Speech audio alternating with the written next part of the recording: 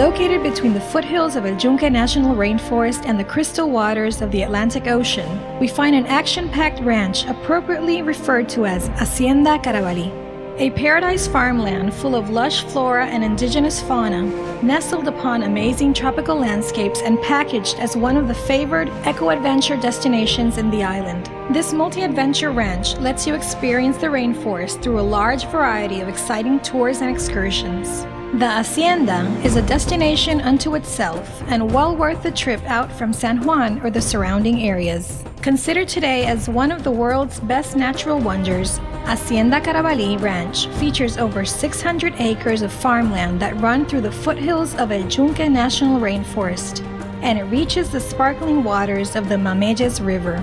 Located in Puerto Rico's beautiful East Coast, these facilities are owned and operated by the Diaz family, service-oriented people who have been tending to tourist needs for over 30 years.